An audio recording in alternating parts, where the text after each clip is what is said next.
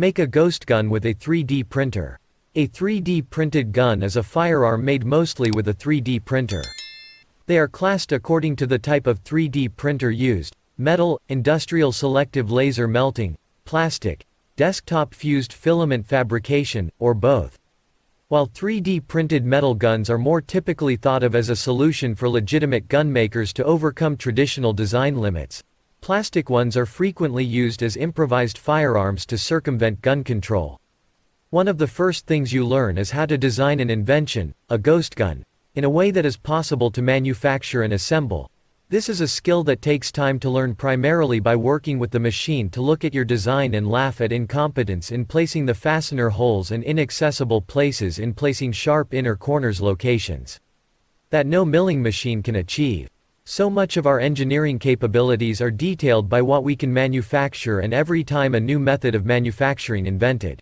Industrial Revolution 3D printing may open doors to new designs.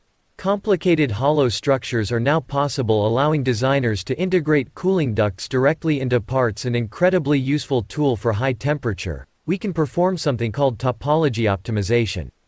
When we use finite element analysis, a type of stress simulation, tell us exactly where the material is needed, allowing us to generate a structure for poor applications similar to hollow bones are formed, and thus allowing us to save on weight. Helping lightweight ghost gun to gain even more performance. Often parts are machined down from joint blocks of raw material to their final form of type.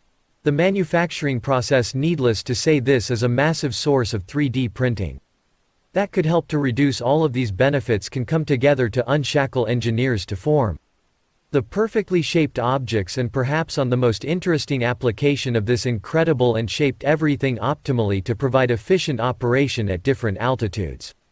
But even with all this amazing application, we rarely see 3D printed parts outside of prototyping application like this. It's clear that 3D printing can take human manufacturing to its next evolution, but what's holding it back? As usual, the first problem's cost. If we plot the price of a 3D printed as a function number of parts created, it would look something like this. Its price will be dominated kilometers of metal powder together to scale up our manufacturing.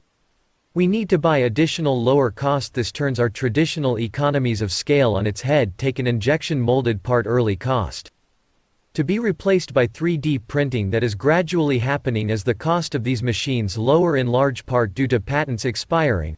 3D printed parts from entering the market by printing techniques to improve the material properties of these additive manufactured parts to get an idea of the material science that prevent 3D printed parts from being approved for even specialized small application.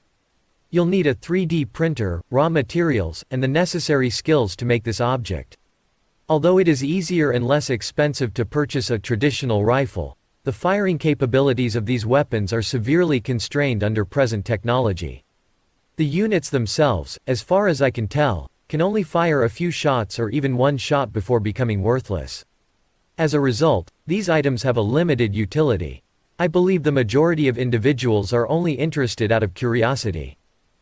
When you consider the evolution of technology and electronics, you'll see that they've gotten better and less expensive.